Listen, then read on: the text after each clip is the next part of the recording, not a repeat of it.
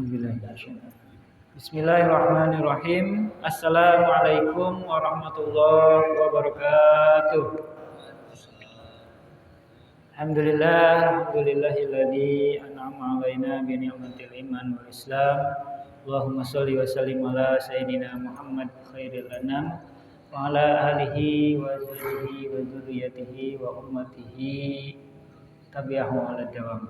Asyhadu an la ilaha illallah wahdahu la syarikalah wa asyhadu anna Muhammadan abduhu wa rasuluhu la nabiyya ba'dah. Saya hormati Bapak sekalian jamaah Masjid Al-Ghufran, Rumahan Green Palem dan Duta Geraha.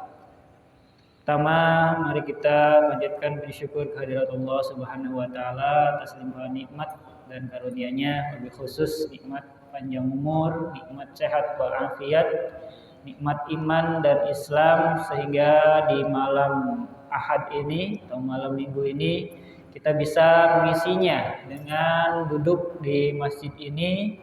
Kita niatkan juga dalam hati iktikaf. Insyaallah pahala selama kita di masjid ini terus mengalir, dosa-dosa kita insyaallah juga terus diampuni oleh Allah Subhanahu wa taala.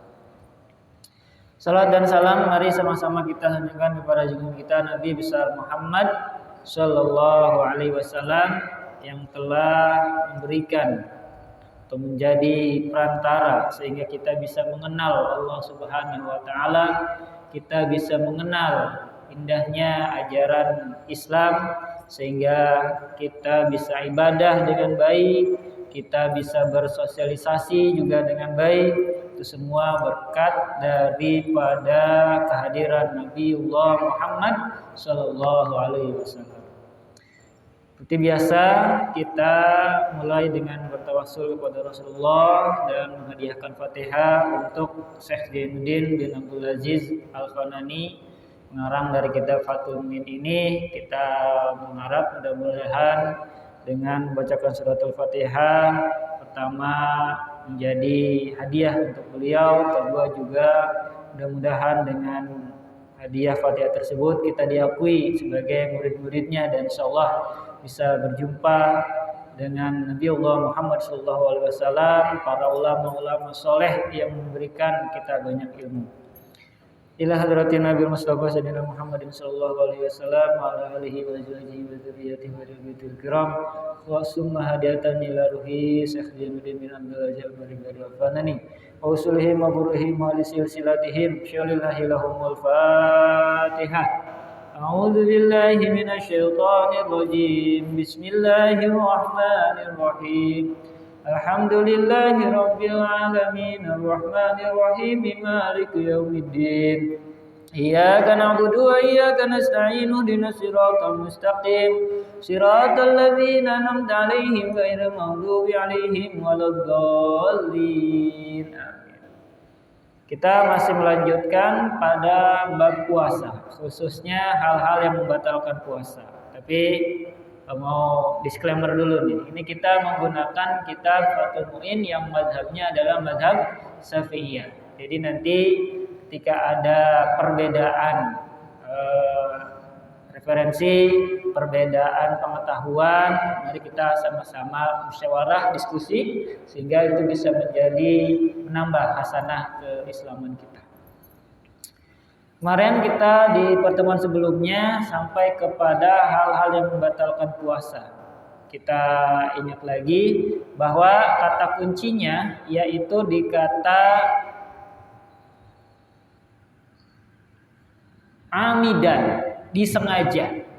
Ya, jadi segala sesuatu yang membatalkan puasa plus kita sengaja itu membatalkan puasa tersebut. Artinya kalau tidak disengaja puasanya batal gak? Tidak, karena tanpa ada dasar kesadaran dari kita. Kemarin wa yafturu amidan.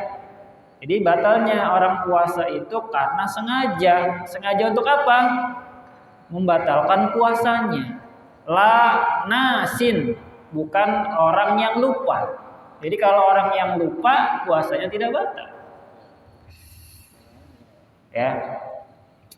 Kemudian Di sini dilanjutkan, la jahilun, tidak batal juga puasanya orang yang tidak mengetahui. Jadi dia nggak tahu tuh, nggak tahu ilmunya kalau puasa itu nggak boleh apa makan dengan sengaja, minum dengan sengaja. Kenapa nggak taunya? Saking nggak adanya informasi yang nyampe ke dia. Dia taunya puasa Ramadan, tok puasa saja. Ya, hal-hal yang berkaitan dengan puasanya dia nggak tahu. Maka untuk orang-orang yang seperti itu, kata Ibnu Hibban, ya, bahwa puasanya tidak batal tuh, walaupun dia sengaja makan dan minum. Mukhtarun la mukrahun, batal orang puasa yang sengaja makan atau jima. Nah, di sini ada dua nih. Pertama makan, kedua jima. Makan itu ya makan, ya, memasukkan sesuatu ya ke dalam rongga tenggorokan kita. Itu makan. Kalau jima, ya jima itu adalah hubungan suami istri. Mukhtarun la mukrahun lam yahsulu minhu qasdun wala fikrun wala taladdudun bijima'in. Batal puasa orang yang sengaja makan atau jima atas kehendaknya sendiri, bukan karena dipaksa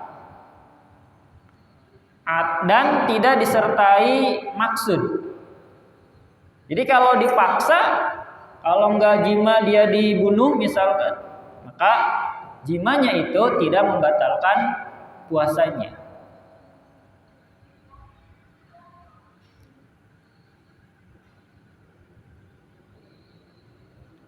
Tidak disertai juga, tidak disertai dengan maksud, tidak dengan pikiran, dan tidak merasakan nikmatnya jima. Kalau dipaksa kan nggak ada nikmat-nikmatnya, sekalipun itu jima. Wa illam yanzil wastimna'in walau biyadihi au biyadi halilatihi wa bilamsin lima yang kudu lamsuhu bila hailin. Dan sekalipun tidak keluar sperma, maka itu tetap batal puasanya, kalaupun tidak sampai keluar sperma, karena dia disengaja tadi. Batal bila sengaja mengeluarkan mani baik dengan tangannya atau dengan tangan istrinya. Nah, sengaja tuh. Baik dengan tangannya sendiri maupun dengan bantuan tangan istrinya. Batal pula bila menyentuh kulit orang yang termasuk membatalkan wudu bila menyentuhnya, jika tanpa penghalang.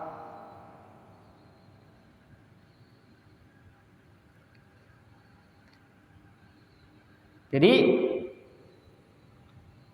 jimanya enggak ataupun dekat-dekat dengan istrinya ini enggak ada penghalang, maka itu membatalkan puasa. La biqublatin wa dhammin limra'atin bihailin. Kalau ada penghalang gimana? Kalau ada penghalang, walaupun kita sampai mencium atau menggumul istri kita, maka tidak membatalkan puasa. Ya, bihailin ay ma'ahu, walaupun berulang-ulang tuh. Wa in takarrara, walaupun berulang-ulang. Ta bisyautin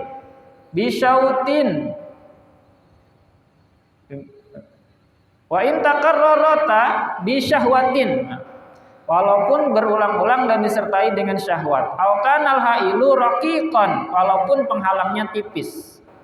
Jadi kalau ada penghalang tidak sampai tanpa penghalang sedikit pun, jadi ada penghalangnya, itu nggak jadi membatalkan puasa kita.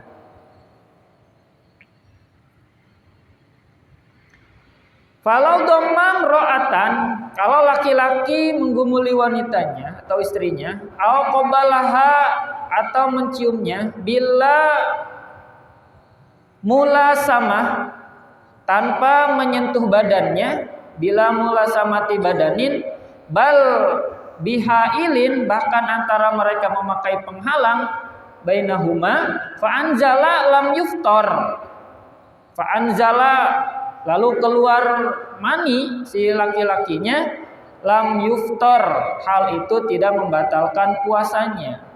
Kenapa? Lintifa'il mubasyarati, sebab tidak bersentuhan kulit. Kal ihtilami, seperti halnya bermimpi, binazrin, ya, seperti halnya bermimpi, wa fikrin, dan menghayal, itu tidak membatalkan puasanya. Jadi ini lagi ngomongin salah satu yang membatalkan puasa adalah jima. Tapi jima ini juga yang langsung bersentuhan kulit. Tapi kalau ada hail, ada penghalang, walaupun tipis, itu tidak sampai membatalkan puasa. Tapi masa iya, Pak Haji ya, siang-siang bulan Ramadan, ya kita tahanlah ya, insya Allah. Karena walaupun tidak membatalkan, makruh mah dapat, ya, karena itu sedikit mengganggu kekhusyuan puasa kita. Tapi batal mah enggak nih, kata pengarang kitab ini, ya. Tapi kalau ada kemungkinan sampai membuka penghalang itu, saking nggak kuatnya, lebih baik dihindari, ya. Tunggu nanti malam aja. Kalau malam kan boleh, ya.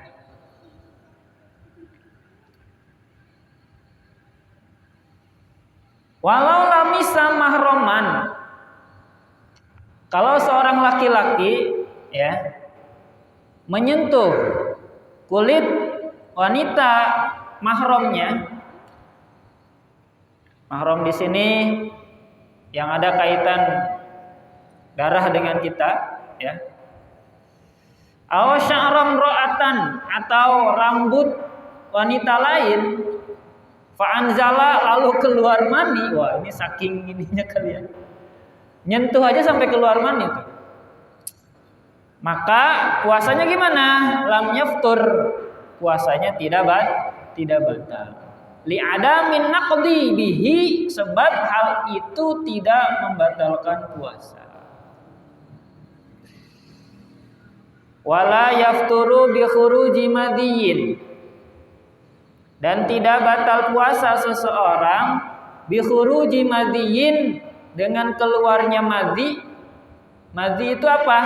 Sama, keluar dari laki-laki juga, warnanya bening tapi agak kental, ya. Itu tidak membatalkan puasa. Khilafan, ini ada catatannya. Khilafan lil malikiyah, berbeda dengan pendapat mazhab Maliki yang mengatakan bahwa batal puasa jika keluar madhi. Ulama mazhab Maliki berbeda pendapat. Kalau mazhab Maliki, keluar madhinya aja sudah membatalkan puasa. Tapi untuk mazhab Syafi'i yang mayoritas dianut oleh warga Indonesia, itu tidak membatalkan puasanya. Enggak.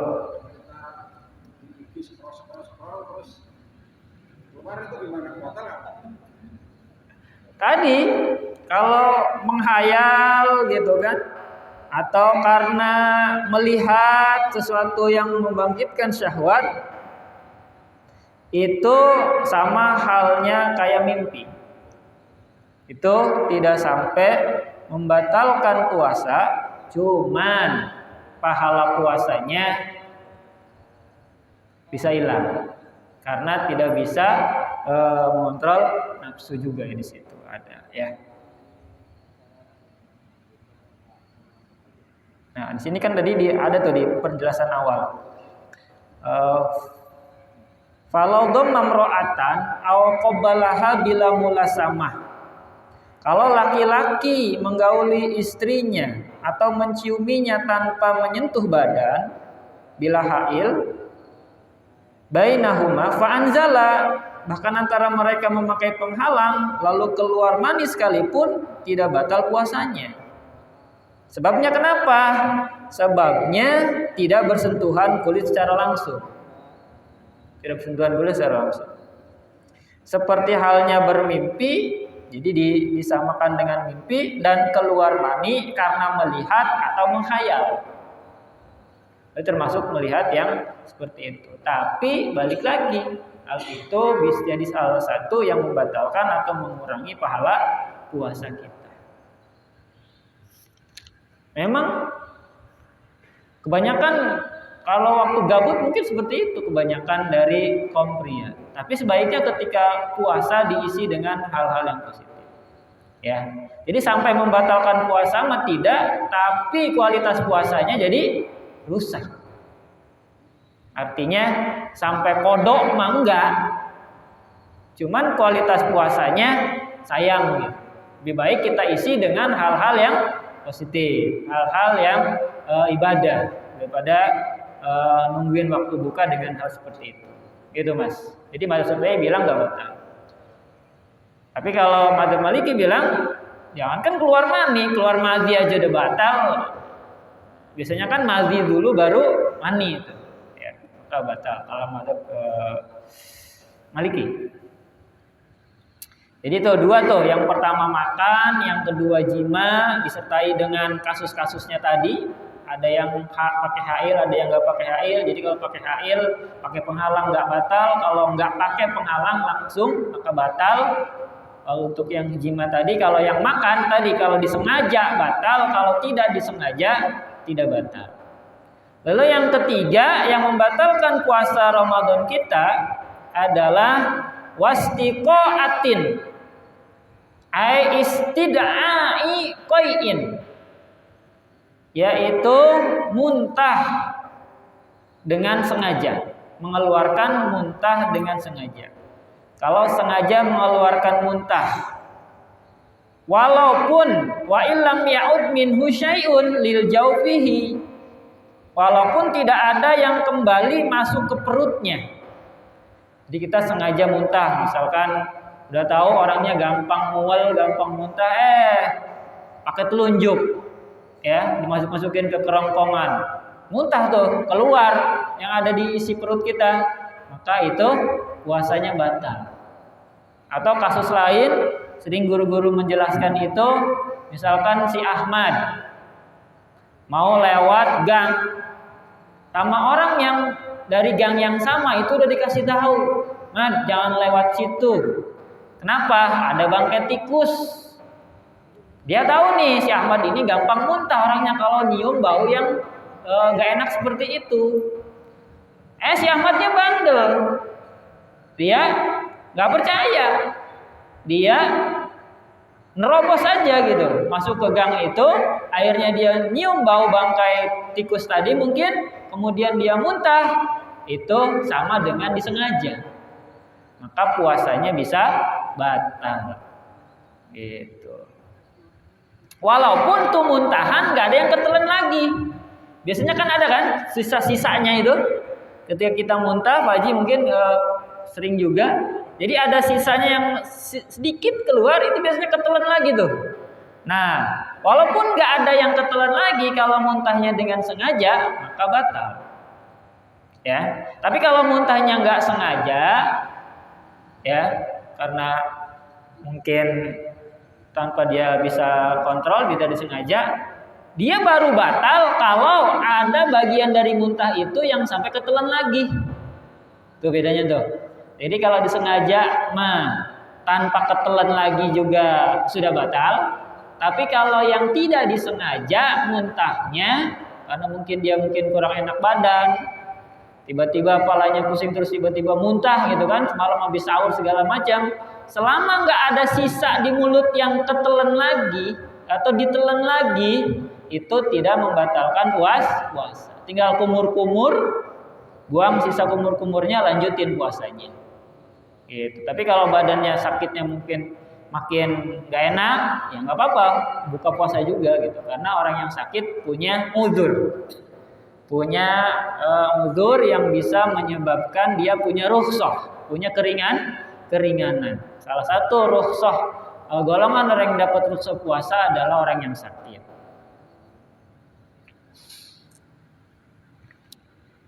Wa illam yaud minhu syai'un lil jawfihi bi ang taqayya munkisan, dengan cara memuntahkan sambil jungkir balik.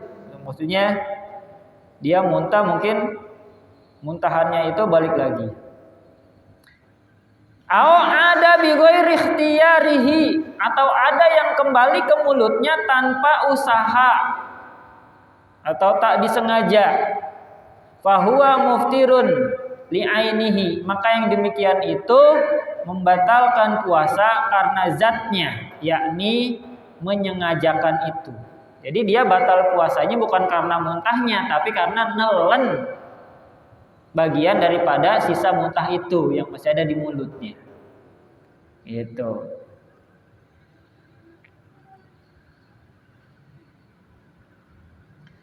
Lalu gimana yang gak sengaja?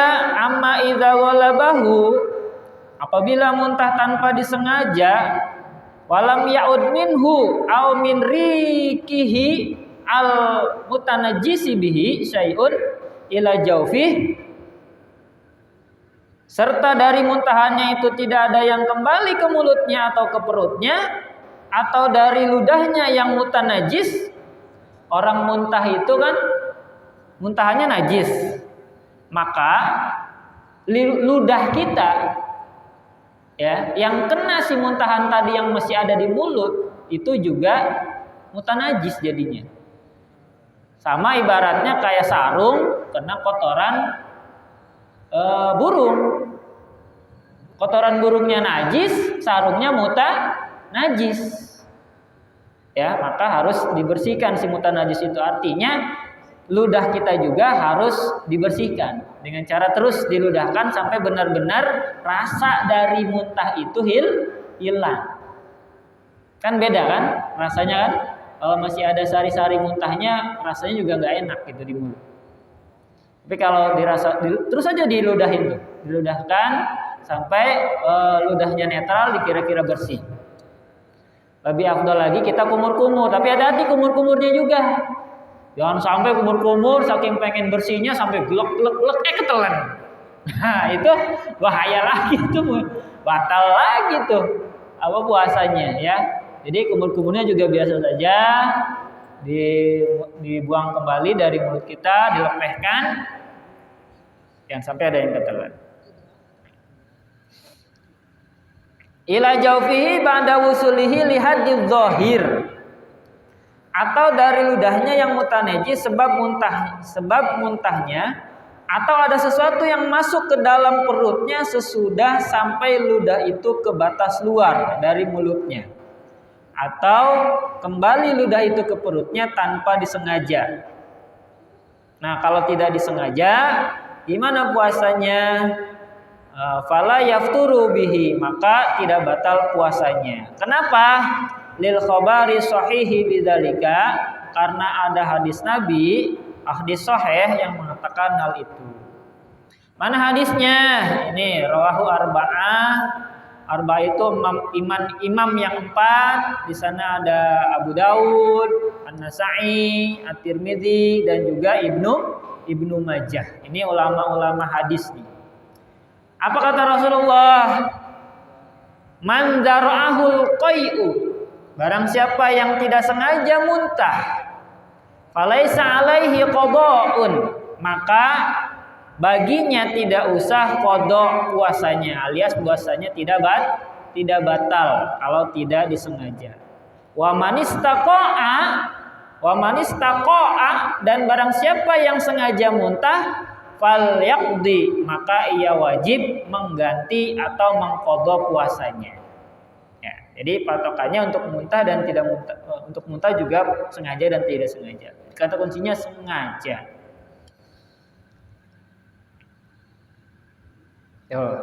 Lalu kalau kita banyak dahak, biasanya kalau puasa itu kan karena kita nggak makan, kalau makan kan kita dahaknya itu kemakan kan, sama makanan bercampur gitu, terus kita telan. Tapi karena stop, kita nggak makan, maka si dahak ini terus berproduksi jadi banyak di mulut kita tuh. Nah itu gimana tuh? Boleh nggak kita telan? Nah dan seterusnya ya.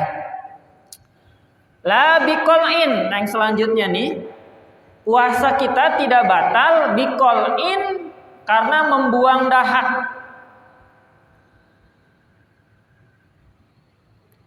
Biqol'i nukhomatin karena membuang dahak minal batin dari dalam tenggorokan kita, awid dimaghi ya. Dari tenggorokan kita, di sini ada penjelasan ingus dari dalam termasuk makhorijil hamzah a sampai ke h, sampai ke h, yaitu sebelah dalam kerongkongan atau keluar dari makhraj ha atau kho. Batasnya dari sini. Jadi kalau kita punya dahak masih di bawah makhraj huruf kho di ujung tenggorokan, artinya di sini, ini nggak apa-apa kita telan lagi. Kalau itu dahak, ya. Bedain dahak sama ludah. Kalau dahak itu yang ada agak kental, ya, yang ada rasanya, entah asin atau apalah gitu. Itu dahak, ya.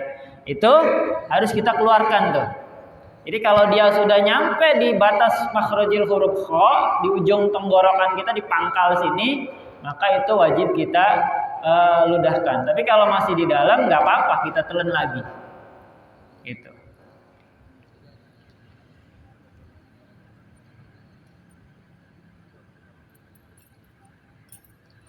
Nah, ya.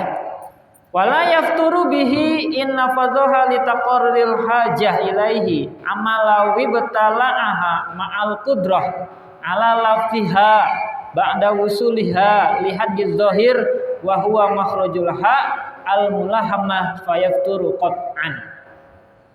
Jika membuang dahak atau ingus, ya dahak mirip sama ingus ya, cuman beda pengeluarannya aja. Kalau ingus dari hidung, kalau dahak dari mulut. Jika membuang dahak atau ingus itu karena seringnya diperlukan perbuatan tersebut, ya. Jadi tidak batal karena membuang dahak atau ingus dari dalam kerongkongan kita yang tadi itu di batas huruf makhorijil khof. Jika dahak atau ingus itu sering keluarnya.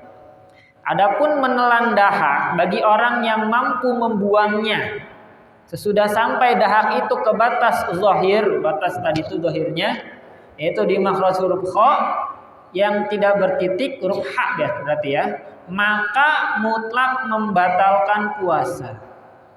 Jadi kalau kita telan sudah jelas-jelas tuh dahak ada di mulut kita, sudah keluar dari tenggorokan kita, maka hukumnya batal puasanya. Itu udah dapat berapa tuh? Makan, jima, apalagi muntah, kemudian ini perdahakan, ya. Udah dapat 4 tuh, ya. Ya hal-hal yang bisa membatalkan puasa kita. Habis itu ada pertanyaan lagi? Enggak. Enggak.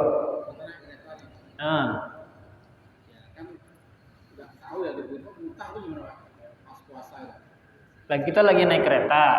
Terus yang muntah siapa? Kitanya. Itu kan kalau itu nggak tahu ya. Awalnya nggak tahu nih.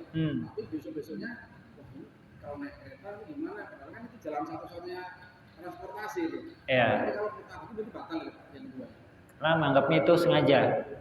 Ya kan cuma transportasinya kereta tok nih. Ada lagi.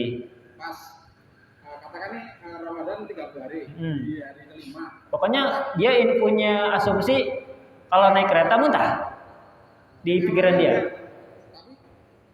Tapi yang kedua iya, tapi nanti kalau yang ketiganya gimana? Atau yang kedua yang ketiganya gimana? Nah, iya di perjalanan. Kalau yang pertama karena dia nggak tahu, nggak batal.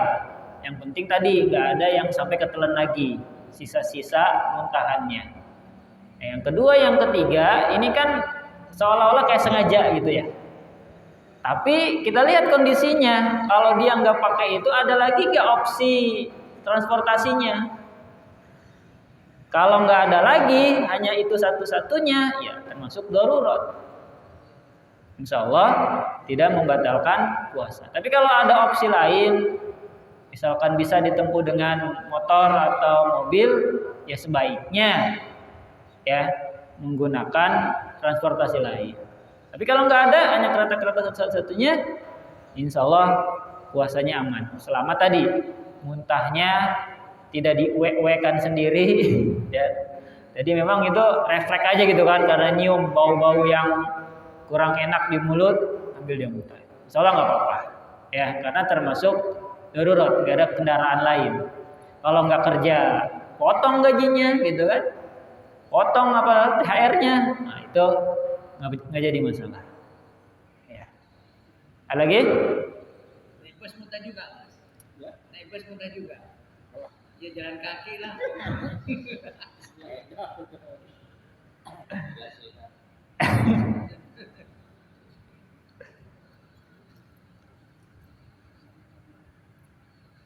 Nah, kalau ada lalat masuk gimana? Ini ada kasus baru ini. Musonifnya luar biasa cerdas. Walau dakhalat dubabatun jawfahu aftara bi ikhrajiha mutlaqan. Kalau lalat masuk ke dalam perut kita, tentunya lewat mulut atau dari hidung gitu kan, sampai ke perut, maka puasanya batal secara mutlak. Dengan mengeluarkannya menimbulkan mudarat maupun tidak. Kalau sekiranya mudarat, wajazalahu indarruhu baqauha ma'al qada'i kama afta bihi syekhuna. Kalau sekiranya mudarat, ia boleh membiarkannya di dalam serta wajib qada sebagaimana fatwa syekhuna. Jadi kalau kita lagi puasa, mungkin karena mulutnya bau gitu kan, masuk tuh si lalat, ya, secara jelas gitu kan, nggak ada keraguan lagi, maka puasanya batal dengan mengeluarkannya. Jadi kalau kita keluarin nggak bisa kan, otomatis dia sudah masuk ke perut kita. Keluarin dengan cara dimuntah-muntahin juga mudarat juga tuh. Maka kata Syekhuna, guru dari pengarang kitab ini, puasanya batal dan wajib qada lagi.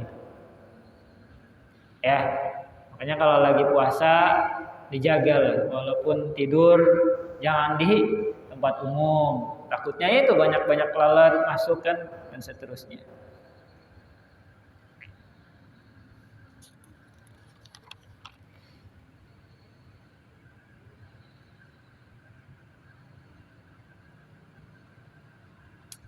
Yang berikutnya, wa yafturu bidukhuli ainin. Batal puasa karena masuknya sesuatu zat. Batal puasa karena masuknya sesuatu zat walaupun sedikit, wa in qalat, pada anggota yang disebut lubang. Hidung, apalagi mulut, termasuk lubang depan dan belakang kita, ya, itu juga lubang, telinga dan seterusnya. Tapi nanti ada kriterianya. Kalau sampai situ, wah bahaya, kita nggak boleh kumur-kumur, nggak boleh apalagi bersihin hidung, ya. Nanti ada kriterianya. Jadi batal puasanya karena masuknya sesuatu zat walaupun sedikit pada anggota badan yang disebut lubang. Ai jaufa man marro, yakni lubang orang yang tersebut tadi, yaitu orang yang mengerti hukumnya dan disengaja. Kabatini udhunin, seperti ke dalam lubang telinga. Wa ihlilin, atau saluran kencing. Wa huwa makhraju baulin, ya. Walabanin, atau saluran keluarnya air susu buat si perempuan. Wa illam yujawiz al-hasyafah awil halama, walau tidak melewati ujung kemaluan laki-laki atau dari si puting susu si perempuan tadi.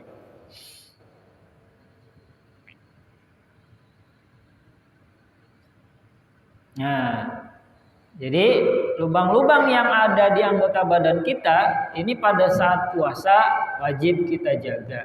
Jangan sampai masuk hal-hal yang disebut zat. Makanya kalau lagi puasa ya jangan dulu lah berenang di kolam renang gitu kan, khawatir si air itu masuk ke dalam rongga telinga.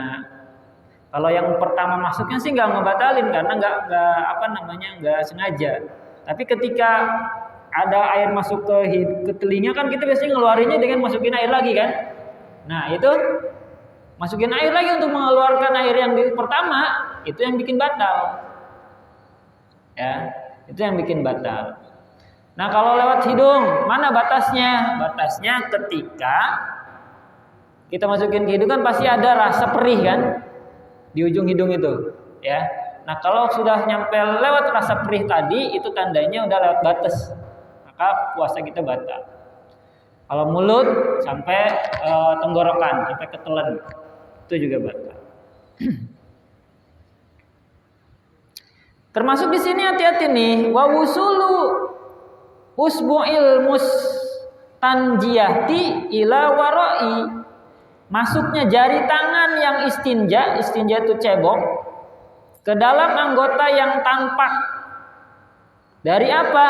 Min farjiha, dari kemaluannya perempuan, ingda julusiha, ketika duduk di atas kedua telapak kakinya, muftiratun, itu membatalkan puasa. Nah, termasuk perempuan sangat hati-hati nih ketika cebok itu, jangan sampai ada jari kita ini yang bagiannya yang masuk.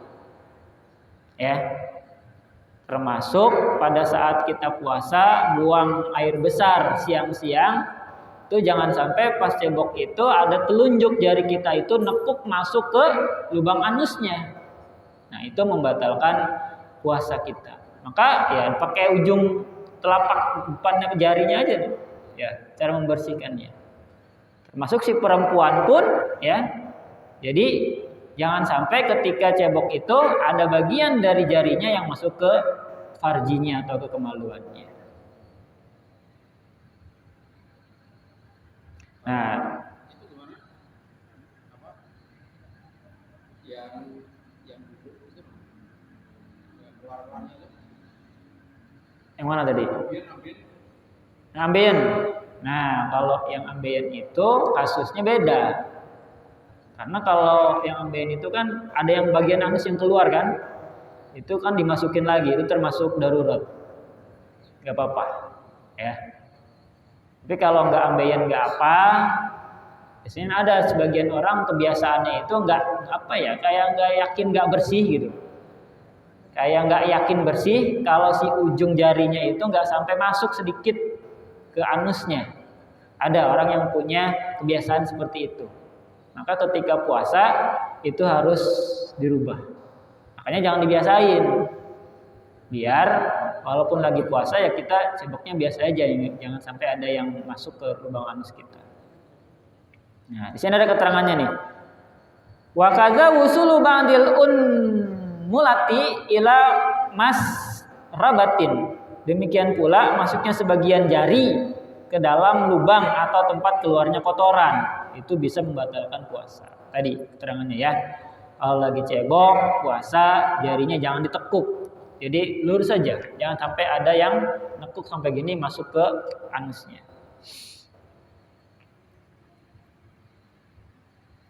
Kada atlaqahul qadi wa qayyadu subkiyu bima idza wasala syai'un minha ilal mahalil mujawwifi minha. Demikian ucapan qadiyat, sedangkan menurut Syekh Subki membatasinya dengan keadaan bila sampai masuk sesuatu dari jari itu ke lubang dan tempat keluarnya kotoran tadi.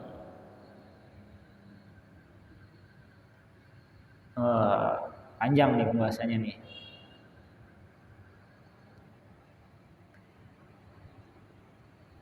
Dikit lagi nih. Bi khilafin, lain halnya awali hal muntabiqi, dengan permulaan lubang yang menutupinya. Ya, ini untuk perempuan nih biasanya. Fa innahu la yusamma jaufan. Jadi permulaan yang menutupinya, bagian luarnya itu, maka itu tidak membatalkan puasa karena tidak disebut dengan jauf, lubang. Ya. Jadi kalau masuk sebagian ke lubangnya itu yang membatalkan. Wa ulqiya bihi awalul ihlil. Diikut sertakan pada bibir lubang bahasanya ialah permulaan lubang kencing yang tampak ketika digerakkan, bahkan lebih utama tidak membatalkannya. Itu percebokan dalam puasa itu hati-hati juga. Maka sebaiknya gimana untuk menghindari hal itu? Sebaiknya BAB-nya kapan? Sebelum sholat subuh. Itu yang bagus ya.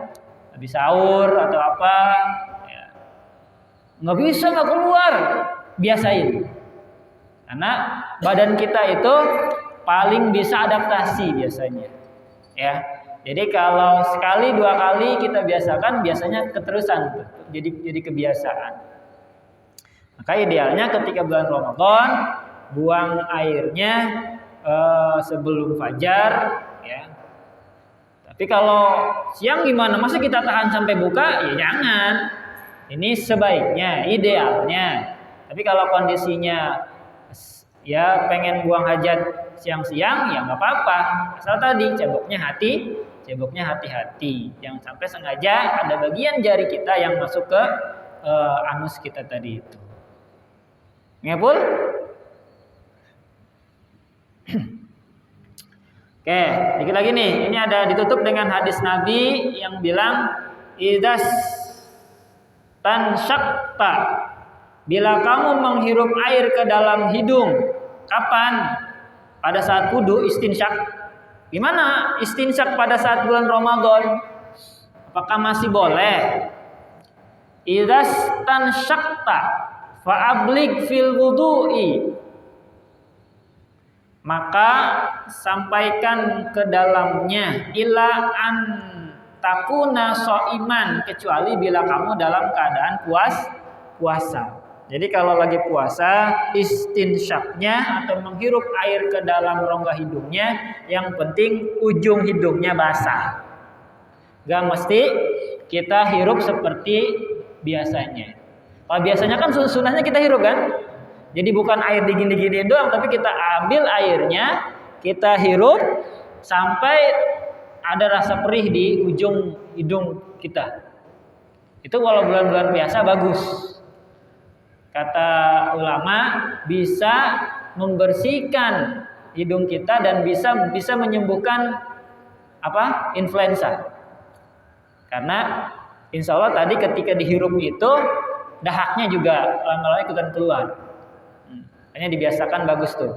Yang punya mungkin tahunan influenza biasakan Itu salah satu cara trik dari Rasulullah SAW. Ya. Infus. Dia lagi puasa. Kenapa diinfus?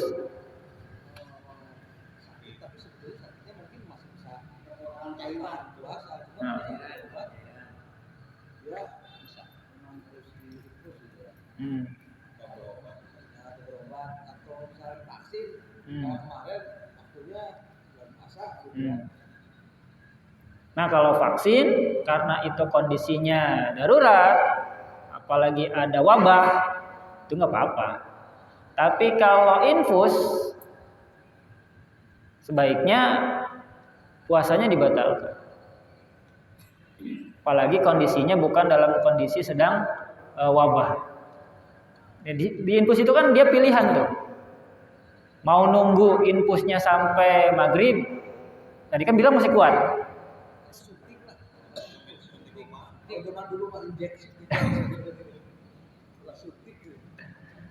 Suntik ini ada beberapa macam. Yang pertama, kalau dia untuk mengobati, ya itu kan sifatnya darurat. Kalau telat urusannya, itu boleh. Tapi kalau suntiknya vitamin, suplemen, yang fungsinya buat daya tahan tubuh supaya segar, itu batal.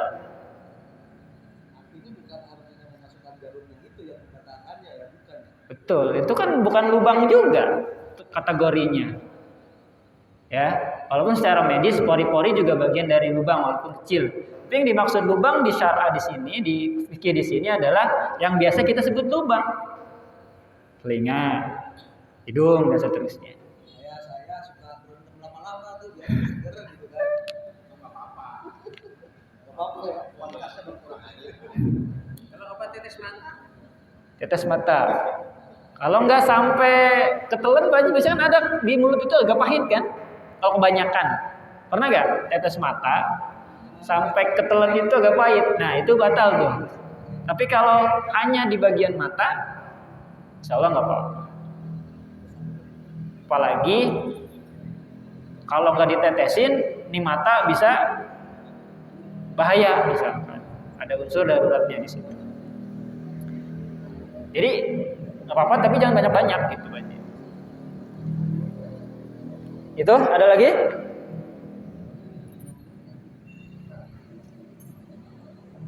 Kalau nggak ada, sudah jam setengah 9. Ya, terakhir mungkin ya. Bapak. Waalaikumsalam warahmatullahi wabarakatuh. Ini makan kan kadang pilek. Ya. Flu. Tiba-tiba dalam tengah puasa. Terus nyedot fresh care itu batal nggak? Fresh care. Kalau nggak ada itu begini mas. Fresh care. Aroma. Biar hidungnya lega. Ya.